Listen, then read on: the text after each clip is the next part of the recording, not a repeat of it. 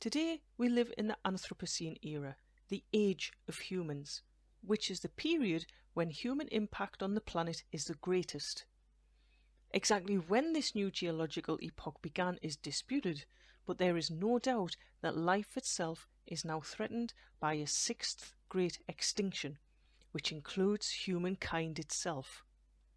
Today it is not just an outside nature, but our very own internal nature that is under threat, as the coronavirus pandemic has revealed. Despite our knowledge of how nature and evolution work, we are a species under threat.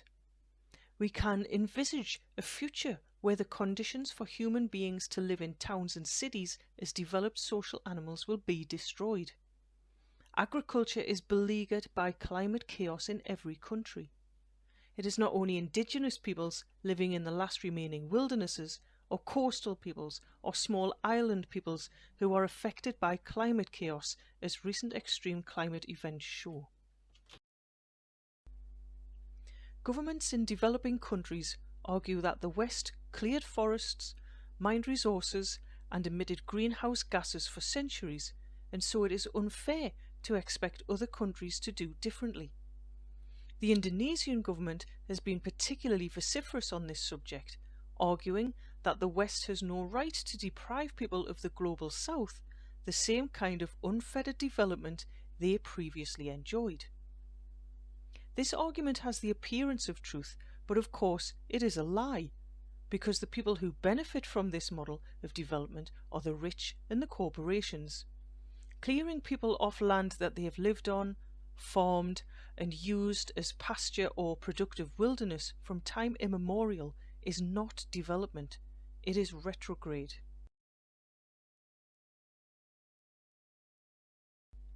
Real climate justice would see fair land distribution, support for sustainable organic agriculture, an end to agribusinesses' seed control, and a halt to the export of calories from the south to the north.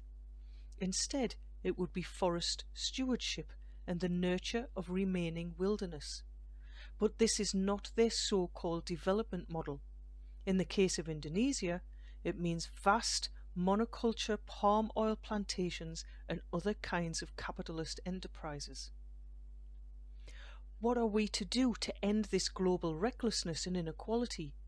How can we change our relationships within society and between human society and the ecosystem we depend on?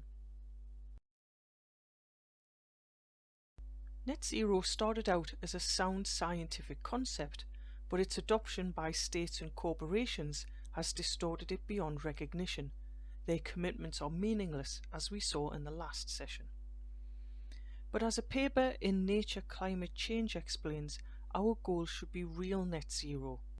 The paper points out that CO2-induced warming halts when net anthropogenic CO2 emissions halt. That is, CO2 emissions reach net zero, with the level of warming determined by aggregate net emissions to that point. in order to have an impact on global warming, emissions have to go below zero. That means CO2 has to be sequestered from the atmosphere. Of course, CO2 isn't the only greenhouse gas, and this creates another variable. To be relevant, CO2 equivalent emissions should be part of the equation. Also, this is long term. It could take decades or even centuries to balance everything out. The paper proposes 7 attributes that would entail a credible net zero. But the big question is, how do we get to real net zero? The current non-binding commitments will not do it. They are focused on forms of seizure that are unproved, new energy models that require vast quantities of electricity, and tax frameworks that are easily corrupted. As an example, the Scottish Government plans to invest most of their £200 million emissions reduction budget into unproven risky carbon capture and storage and a new hydrogen plant located next to a wind farm. This model is being repeated across the world. To achieve net zero in this form would require a transformed economic framework within which real emission reductions, including sequestration and energy savings, could take place. How do we achieve that transformation? Human beings get from nature what they need to live, and we do that through a social organism. We always have, and we always will. This social structure at present is dominated by the capitalist form of industrialized economy, and in terms of civic society, by nation states committed to this economic model. The problem we face in remaking society is how to break from this hegemony. Can we recreate a society in a way that recognizes, not just in theory but in practice, our total reliance on nature? The difficulty is that capitalism focuses all our energies on the production of commodities or end products, and this infects our thinking, thwarting and undermining real strategies for change. Blinded to the potential for a different kind of society, or not trusting our ability to create it, we can be tempted, for example, by notions like a Green New Deal, or sustainable production, or net zero. It is in the interests of corporations to claim that the manufacturing of new commodities, such as electric cars or lorries, wind turbines, hydrogen plants, and the greenwashing of old ones, can resolve the climate crisis.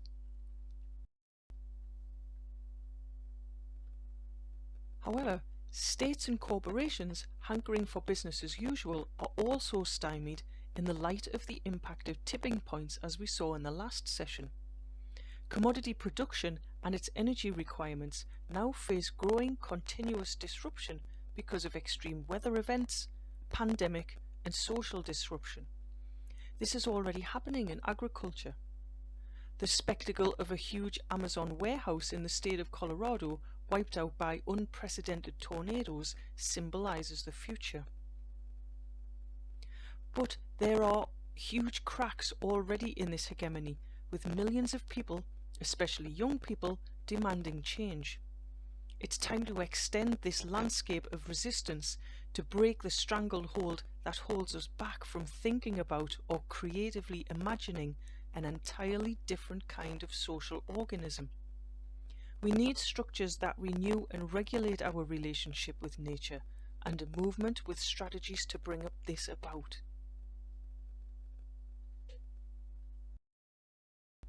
The transformed society so badly needed should be based on ending the dominance of the commodity, the product. For humans living in nature, there is no end product. Our relationship with nature is a continuous, infinite relationship. This is the new hegemony that is needed. French philosopher Michel Foucault came up with the idea of biopolitics, defined as the way the state regulates our actual bodies. Tony Negri and Michael Hart argue in their book Commonwealth that we are literally putting our lives on the line in the service of and within the framework of capitalism. We would be better off transforming our biopolitical lives by instead putting our lives and shared energy into saving ourselves and the potential for a civilized human society from state control. We need to expand the concept of biopolitics to include the whole of nature, which has been subsumed into a relation with capitalism, putting all life on the line to keep the capitalist system alive. This new political approach requires us to find ways to become ungovernable in the context of the existing state, whilst at the same time developing new democratic, self-governing forms of social organisation. For example, given that only a global agreement about action on climate change can prevent total climate breakdown, where is the body that can do that, considering the failure of current states? We will have to create it.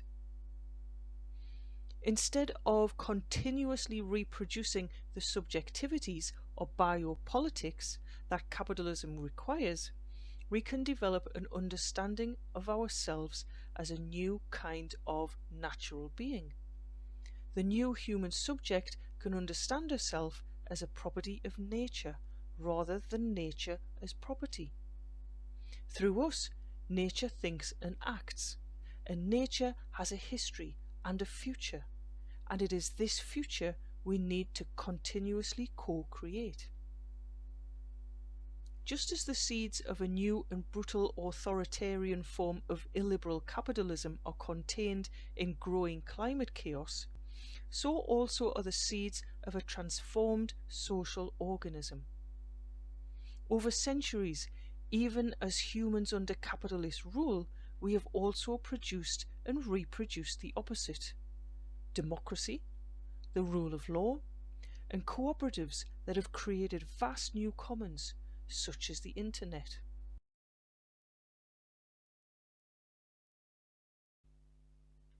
If, as we have discussed, the capitalist state is the main bulwark against tackling climate chaos, then transforming the state is our great challenge. We should consider models of delegated democracy, that is, real democracy, where delegates to a global council can create solutions to climate chaos with new treaties. We can think about whether existing kinds of borders and nation states are the right geographical form for a future that prioritizes ecosystems. The role of cities is critical, since most of humanity now lives in cities. Can they be transformed into regional hubs that run as democratic centres for the population and the hinterlands that they rely on for food and fuel? This is a very different kind of regionalism. We will need a transformation of the rule of law. The current system does not only depend on force to continue its rule, but rather on law, in the form of national laws, international laws, and increasingly supranational legally binding trade agreements.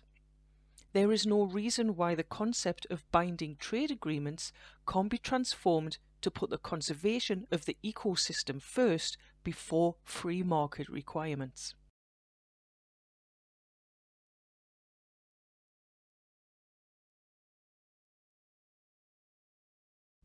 In terms of legal protections, at least 14 countries have already put forward an idea for the future by protecting the rights of nature in national law. In terms of international law, there is a movement to enshrine the crime of ecocide as an offence prosecutable at the international criminal courts. Legal experts have defined this crime as unlawful or wanton acts committed with the knowledge that there is a substantial likelihood of severe and widespread or long-term damage to the environment being caused by those acts. the replacement of wage labour, whose sole aim is generating surplus value with not-for-profit forms, will transform human life and the life-giving ecosystem. Wage labour is how we are coerced into reproducing our own oppression and the destruction of the climate. More workers producing more commodities is the failed measure of social progress. Even children as young as 5 will tell you that the education is all about getting a good job. But taking control of the production of use values to meet people's needs whilst conserving nature will generate a different life for people as workers, citizens and consumers. And, in a strange paradox, the globalization of the world economy can be made to serve this goal. Amazon is an example of a highly effective distribution model that could be adapted to become a means of planning production and delivery of use values in a fair way. The workers of Amazon, as co-owners and operators of this global platform, could liaise with cooperatives of associated producers. They could collaborate to order and produce what people need, equitably and within strict laws on nature conservation, resource use, recycling and zero waste. If we stop producing surplus value, we can instead devote ourselves to social production, caring for each other, learning, growing food and creativity in all its forms. This does not rule out robotics or AI or technical progress of any kind, but it puts it within a framework of transformed values. The fundamental form of private ownership is that of land. It can be truly said that the legal permission for land ownership is the ground on which climate chaos has been created.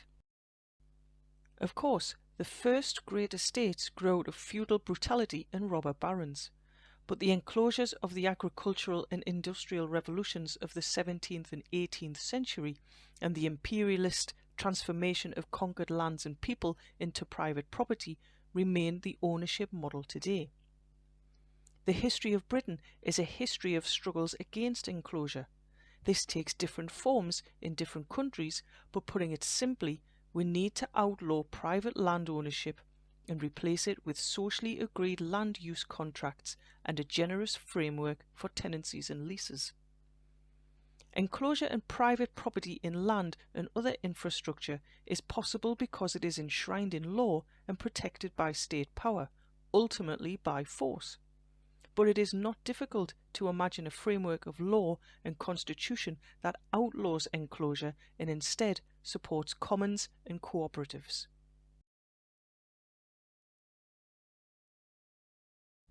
The struggle against enclosure is also valid in terms of industrial production, where technology has enabled the creation of vast new commons. The shocking truth is that all the big server banks run on developments of Unix, an operating system that began life as open source software free to anyone to use.